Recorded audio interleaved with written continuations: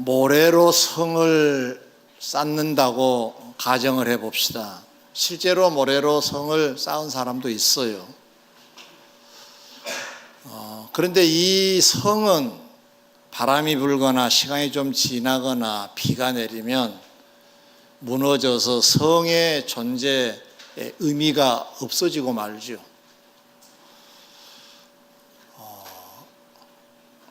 성도들이 세상을 하루하루 살아가는 것도 집을 짓는 것이다, 성을 쌓아가는 것이다 라고 고린도전서 3장에는 말씀하고 있습니다. 근데 이 성이 잘 되었는가 잘못되었는가는 하나님이 심판하실 것이라고 했어요. 하나님이 인정하시지 않는 삶이라고 한다면 모래성 같다 할 수 있겠죠. 분명히 우리는 하루하루 살아갑니다. 그래서 뭔가 모양을 갖춰가고는 있습니다. 근데 이것이 의미가 없는 것으로 끝나면 모래성이 되겠죠. 의미가 있게 하나님이 판단하실 때 됐다라고 인정을 해 주신다면 견고한 성이 되겠죠. 그러면 성에 가치가 있을 것이고, 그리고 성의 어떤 그 의미를 살려서 거기에 거하는 자들이 안식을 취할 수 있을 것이고, 여러 가지 혜택이 있지 않겠어요? 그래서 그럼 어떻게 하면 모래성이 되지 않고 견고한 성을 쌓아갈 수 있을까? 어떤 사람을 하나님이 한순간 한순간 하루하루의 삶을 인정하셨을까? 찾는 중에 세 사람을 찾게 됐습니다. 등장된 인물들 한 사람 한 사람을 소개해 드릴 것인데, 그들이 무엇 때문에 인정을 받았는가, 이걸 좀 유의하셔서 우리의 교훈이 좀 됐으면 좋겠고 본받는 우리가 되어야 될 줄 믿습니다. 자, 첫 번째로 마가복음 7장 24절 이하에 소개된 사람은 헬라인입니다. 유대인이 아니었다는 얘기입니다. 헬라인으로서 수로보니게 족속이라고 하는 가문의 사람입니다. 그리고 성은 한 여성입니다. 이 여성에게는 어린 딸이 하나 있었는데 그 딸이 흉악한 귀신에 걸려서 고통 중에 살아가고 있었습니다. 어머니들에게 딸과 어머니의 관계는 특별한 관계라고 그래요. 딸이 좀 잘못되면 어머니는 죽을 맛이라고 그럽니다. 딸 여러분 어머니들 마음이 평안하시도록 잘 사셨으면 좋겠습니다. 딸 없어요? 딸들을만 아멘 해보세요.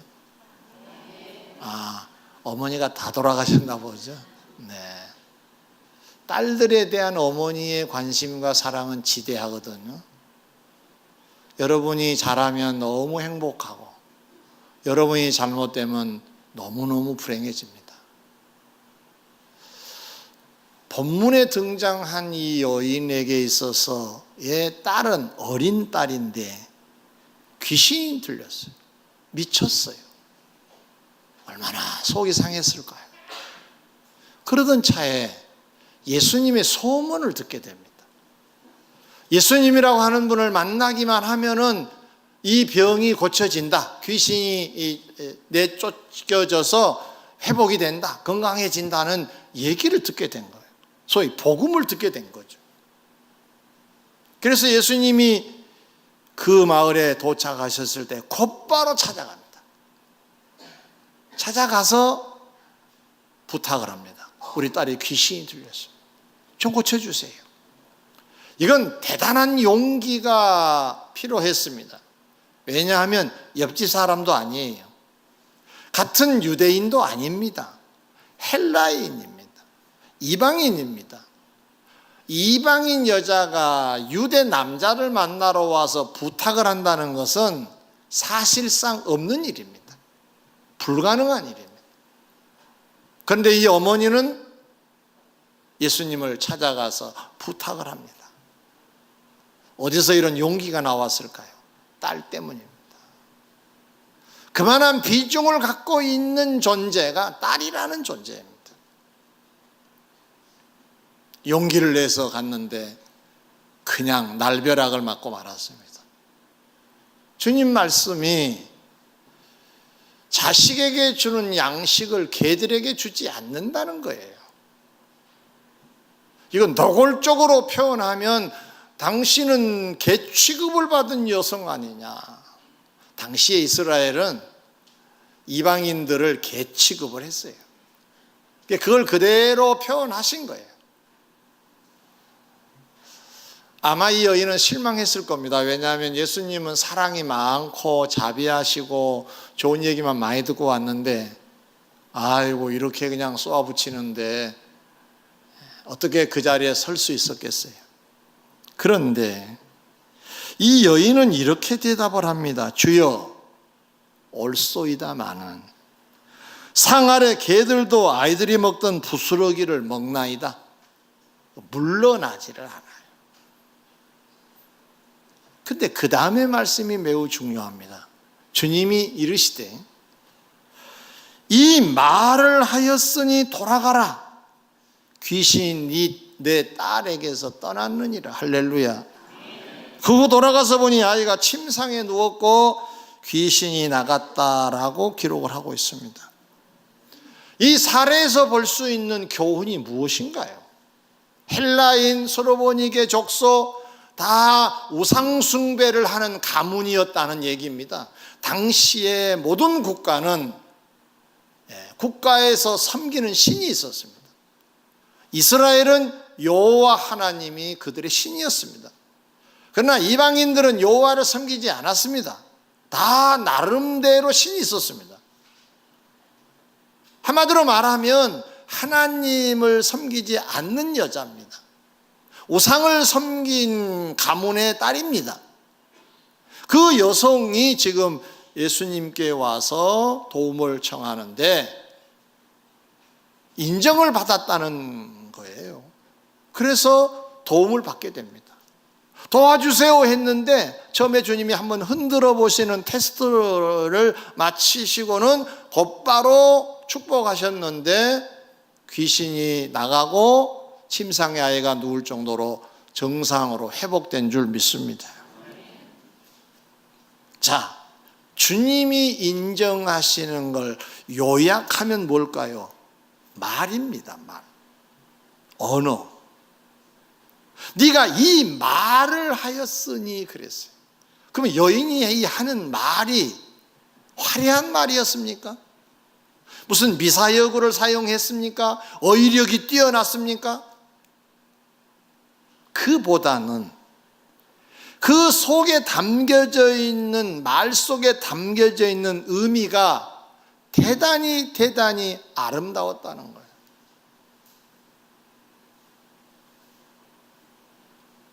옳소이다마는 아이들이 먹는 부스러기 좀 얻어먹으면 되지 않겠습니까? 뭐가 그렇게 화려해요? 뭐가 그렇게 논리적인가요? 그러지 않습니다. 그런데 왜 주님은 이 여인이 이 말을 하였으니 하고 인정을 하시고 그가 소원한 것을 들어주셨을까요? 여기서 귀한 교훈을 우리가 얻을 수 있습니다. 화려한 말이 아니라 그 말 속에 주님이 인정하실 만한 것이 담겨져 있었다는 거예요. 조금 나눠볼까요? 거짓이 없었습니다. 주님께 겸손으로 옳소이다마는 하면서 접근을 합니다. 지금 쇼하고 있지 않습니다. 맞습니다. 당신의 나라에서는 그렇게 불러지지요. 맞습니다. 그러나 나는 당신을 전능자라고 믿습니다. 당신이 우리 딸을 안 고쳐주시면 우리 딸은 소망이 없습니다. 그게 나는 물러나지 않습니다. 그 속에는 인내와 간절한 소망과 당신의 존재를 믿습니다라는 믿음과 그의 인격이 다 포함되어서 하는 말입니다. 이 말을 하였으니 그럼 말을 잘해야 되겠죠.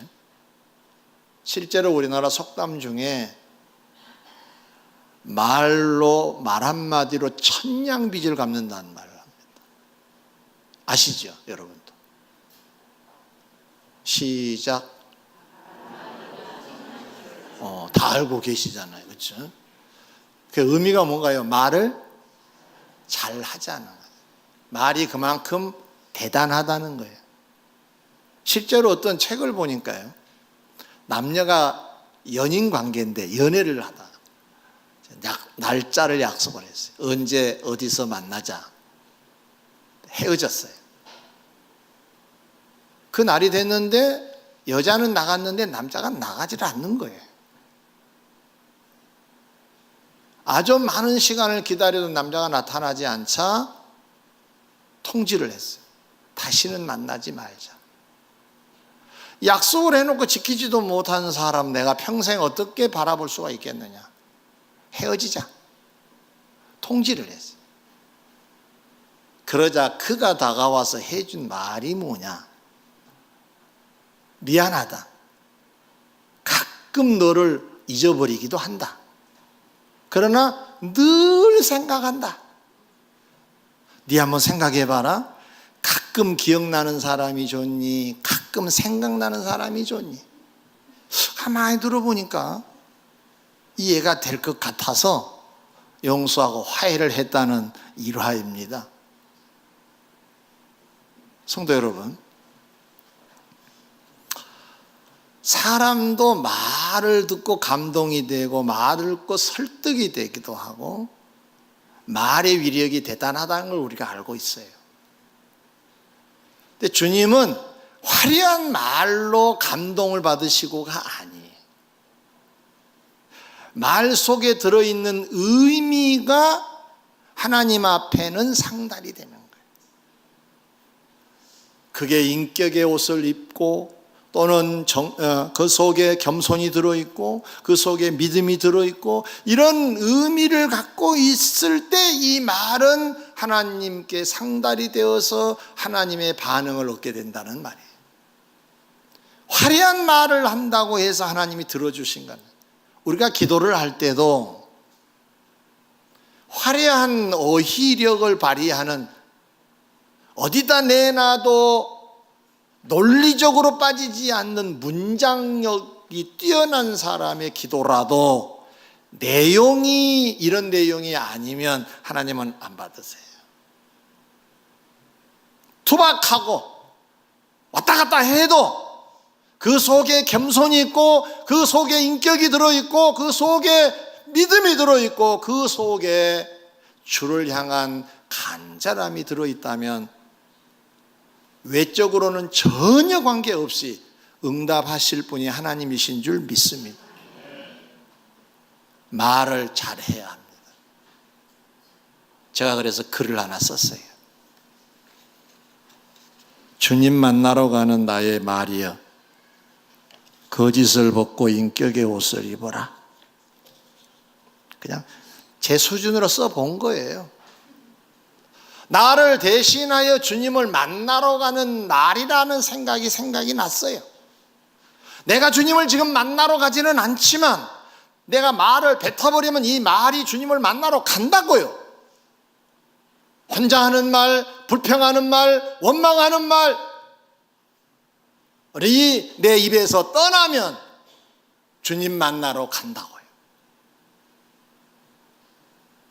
만나러 가서 주님이 접수하실 만한 것 있으면 기억을 하시고 아니면 거절을 하세요. 귀한 말 잘하셔서 응답받는 여러분 되시기를 주의 이름으로 축원합니다. 어떤 사람은 잘 해놓고 말로 다 까먹어버린 사람이 있어요. 모래성을 쌓는 사람이라고 말할 수 있을 거예요. 왜 말을 그렇게 험하게 해요? 말을 왜 부정적으로 그렇게 해요? 왜 그렇게 원망하고 불평을 해? 왜 남만 탓하는 거예요? 안 될 거예요. 모래성을 쌓는 사람이에요. 견고한 성을 쌓는 여러분 되시기를 주의 이름으로 축원합니다. 두 번째로 마가복음 12장 41절에 소개된 사람은 한 가난한 혼자 된 여인의 사례입니다. 그녀는 당시의 가난의 상징인 존재처럼 가난한 자였습니다. 그러나 성전에 들어가면서 그냥 들어갈 수가 없어서 헌금을 합니다. 그런데 여러 부자들은 많은 헌금을 했지만 이 여인은 헌금할 여력이 그렇게 없었기 때문에 적은 액수로 헌금을 합니다. 성경에는 한 고드란트라고 되어 있습니다. 이건 로마 화폐 이름입니다. 그리고 또 다른 성경에서는 두렙돈이라는 말을 쓰고 있는데 이것은 헬라의 동전입니다. 값은 똑같다 그 말이에요. 한 고드란트나 두렙돈이나 값은 똑같다. 물건을 사는데 똑같은 값이다 그 말이에요. 액수가 적어요. 그런데 주님의 반응은 매우 놀랍습니다. 오늘 헌금함에 넣는 모든 사람보다 많이 넣었다. 예물을 인정하고 계신 거예요. 참 잘했다 이런 뜻입니다. 그런데 당시 헌금하면은 아까도 말씀드렸지만 여러 부자가 지났어요. 그 성경에는 분명히 많이 넣었다 그랬어요. 부자들이야 여유가 있잖아요. 그러니까 그냥 지폐로 이렇게 낼 수 있었겠죠. 근데 이 여인은 그런 여력이 없었습니다. 그래서 한 고드란트 밖에는 낼 수 없었는데 이게 당시의 화폐 가치는 목욕탕에 들어갈 때 내는 입장료 1회분 정도라고 했다고 그래요. 그러니까 적은 액수라는 얘기죠. 그걸 내고 들어간 거예요. 이 사례에서 볼 수 있는 것은 주님은 그녀의 헌금 외형을 보시는 것이 아니라 내용을 보시고 평가하셨다는 걸 알 수가 있어요. 말도 화려한 어떤 언변이 뛰어난 것 때문이 아니라고 말씀을 드렸죠. 예물도 동일합니다. 성경에는 뭐라고 말씀합니까? 생활비 전부 다 가진 게 다다 이런 표현을 쓰고 있어요. 그러면 이 헌금 속에 담겨져 있는 의미가 뭘까요? 무슨 사연이 있었는지는 앞부분에 나와 있지 않으니까 우리가 상상만 할 뿐입니다. 어떻게 생활비 전부를 낼 수밖에 없었을까요? 뭔가 놀라운 주의 은혜가 있었을 거예요. 내가 뭔가라도 그것을 감사하고 싶은데 아무리 뒤져봐도 내 돈은 한 고드란트밖에 없는 거예요. 감사한 마음이 있어서 드린 예물이라는 뜻입니다. 주님이 너무 좋아, 베푸신 은혜가 너무 놀라워, 주님 사랑해요 하는 의미를 담고 있는 예물이라고 볼 수가 있어요. 한마디로 말하면 정성이 들어있는 그런 신앙이 들어있는 예물이라는 뜻입니다. 곧 형식적이고 체면치레형 헌금이 아니라 사랑과 감사와 믿음이 있는 정성이 있는 헌금이었다는 얘기입니다. 이것을 하나님은 받으시되 많이 냈다라고 얘기를 하신 거예요. 제가 또 두 번째 글을 썼어요. 주님을 만나러 가는 나의 예물이여 체면을 벗고 정성의 옷을 입어라.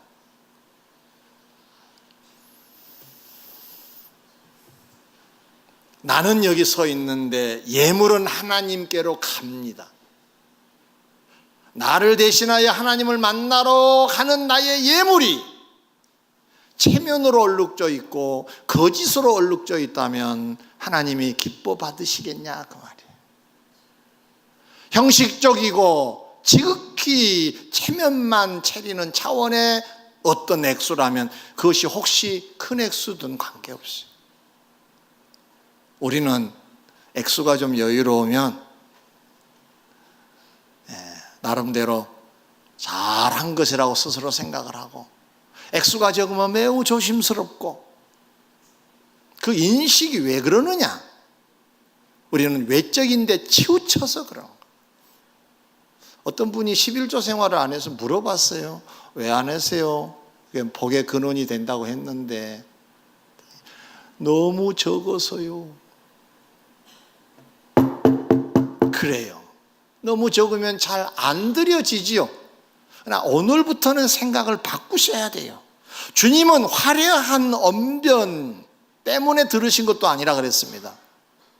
액수가 많아서 아이고 많구나 받으신 것도 아니라고 했습니다. 내용이 뭐냐? 사랑이 있느냐? 감사가 있느냐? 정성이 있느냐가 주님이 보시는 시각이라는 거잖아요.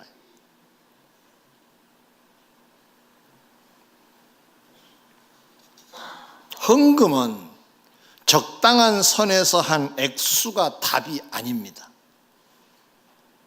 이 정도면 그래도 괜찮겠지 하는 것이 주님이 인정하시는 헌금은 아니라는 거예요. 여러분 일주일을 생각하시면서 감사하면, 주님을 사랑하는 마음이 있으면 정성을 모아서 그것이 많든 적든 관계없이 그 예물로 드려질 때 받으신다는 거잖아요. 사도행전 5장에 보면 아나니아 삽비라 부부가 나옵니다. 초대교회가 아주 한참 부흥을 할 때 어려운 사람들도 많이 왔습니다. 도움받고 싶어서. 마치 말이죠, 누가 로또를 맞았다 그러면은 어떻게 알고 사람들이 도움을 청하러 온다고 그래요. 무슨 단체 해가지고 이사를 가야 한다네요. 그 정도로 사람들이 이제 모여든 거예요. 초대교회가 뭐 그렇게 표현을 하면 좀 과하지만, 초대교회가 부흥이 되고 사람들이 뭐 니 것 내 것 없이 막 서로 통용하고 그러니까 소문이 난 거예요. 그러니까 어려운 사람들이 다 모여온 거예요. 우리도 좀 도와주세요. 우리도 좀 도와주세요. 그러다 보니까 거기에 교회에 속한 좀 여유롭게 사는 사람들은 자연스럽게 자기의 소유를 팔기를 시작했어요. 4장에 보면 요셉이라고 하는 사람도 밭을 팔아요.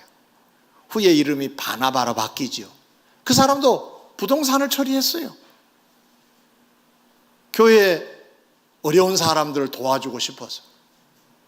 그런데 그런 맥락에서 아나니아 삽비라도 땅을 팔러 갔어요. 팔았어요. 부동산을 처리한 거예요. 여러분, 부동산을 처리하면 액수가 보통 얼마나 되나요? 수천짜리 없어요 요즘. 소리가 나죠. 돈 많죠. 자, 그런데 이 아나니아 삽비라가 이걸 뭉칫돈을 가지고 오다가 보니까 생각이, 욕심이 난 거예요. 이거 굳이 다 할 거 뭐 있어? 이거 누가 알지도 못할 건데. 뭐 일부 하고 일부는 내가 빼돌려 쓰고, 누가 알겠어? 그래서 빼돌려요. 11조 할 때도 그러잖아요. 아이고 누가 계산하겠어. 빼먹을 때도 털어 있잖아요.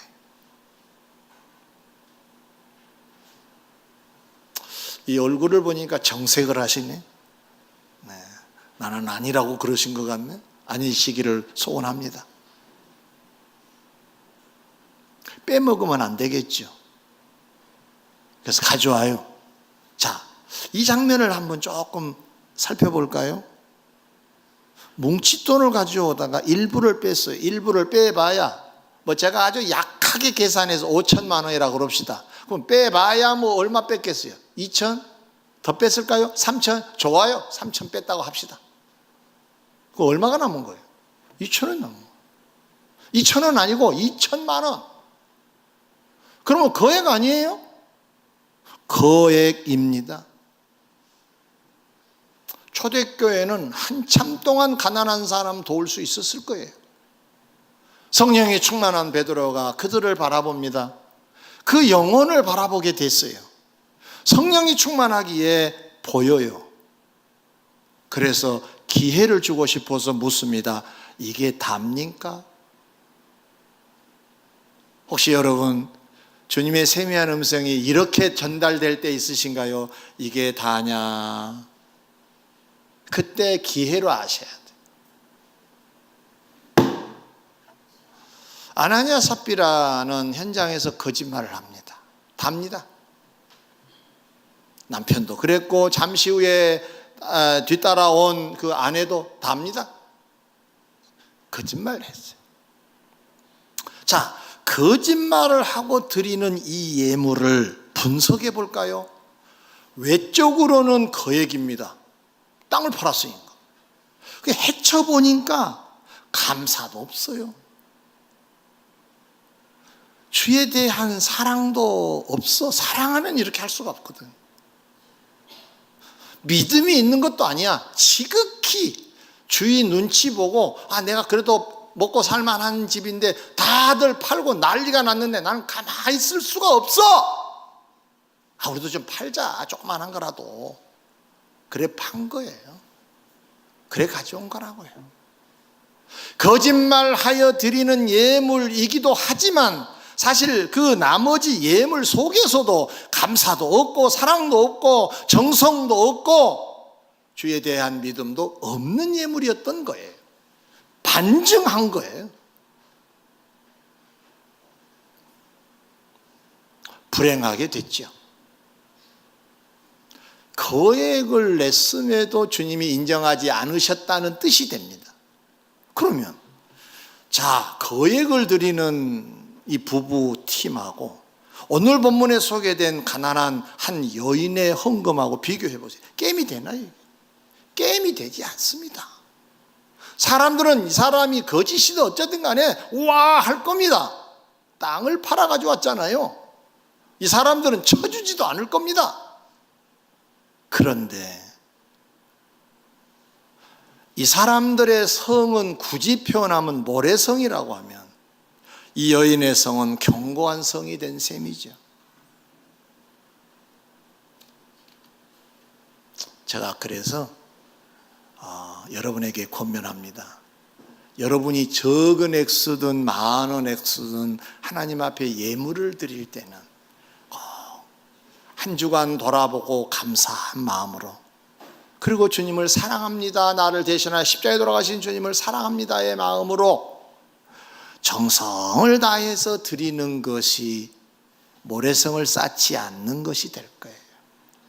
한번 돌아보고 예물을 준비하여 드리시면 좋겠다는 거예요. 왜? 나를 대신하여 나의 예물이 주님을 만나러 가니까. 내 손에서 떠났지만 예물은 주님을 만나러 가는 거잖아요. 주님 만난 자리에서 주님이 거부하시지 않는 나의 예물, 여러분의 예물이 되시기를 주의 이름으로 축원합니다. 세 번째 마지막으로 사도행전 10장에 나온 한 사람입니다. 이 사람은 가이사랴라고 하는 곳에 주둔하고 있는 고넬료라고 하는 로마의 백부장입니다. 이 사람은 로마 군인으로 가이사랴에 파견 나온 사람입니다.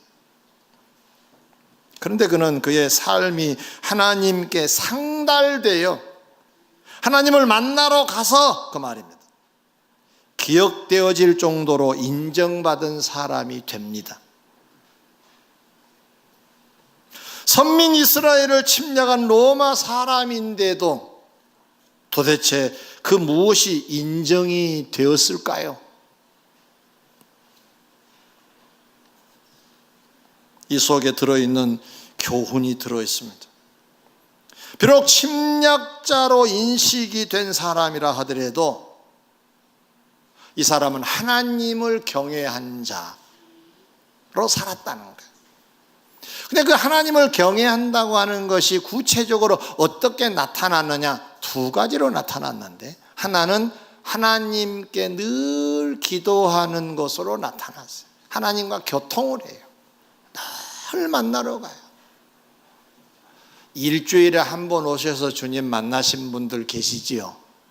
서먹서먹하지 않으신가요? 자주 만나세요. 그래야 더 친밀해지고 주님의 은총을 더 많이 받게 될 줄 믿습니다. 그리고 또 하나는 뭐냐? 주님이 그렇게 많이 강조하신 내용 중에 하나인 이웃사랑을 온몸으로 실천한 사람입니다. 성경에는 어떻게 말씀하고 있습니까? 항상 기도하고 그랬고요, 많은 사람을 구제하고 그랬어요. 이게 무슨 얘기인가요? 그는 봉급쟁이입니다. 군인이에요. 로마에서 파견 나온 사람입니다. 그러면 생활비를 받아서 사용하고 있다는 얘기잖아요. 빠듯하는 거잖아요. 나라 돈이 자기 돈 아니잖아요. 맘대로 쓸 만한 여력이 있는 게 아니에요.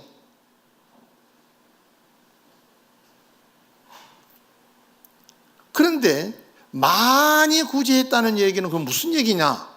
이건 매우 중요한 얘기입니다.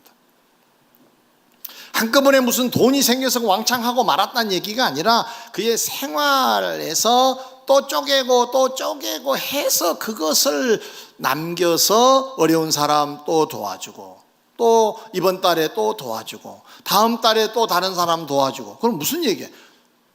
지난달, 이달, 다음 달. 그럼 무슨 얘기예요? 항상 같은 말을 반복해서 쓰고 있지 않지만 항상 기도하고 항상 구제한 자였다, 그런 얘기입니다. 그럼 항상 기도하고 항상 구제했다, 이걸 뭐 요약하면 일상이 신앙이었다는 말이에요. 일상이.